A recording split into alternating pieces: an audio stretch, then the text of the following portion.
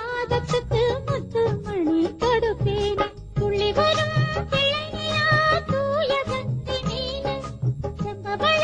வாழ்த்திருந்தா சிந்தி சிதறத்தேன் நான் தாயாகும் உன்னை தாளாட்டுவேனே ஏழு ஜன்ம பந்தம் மனைவி என்பது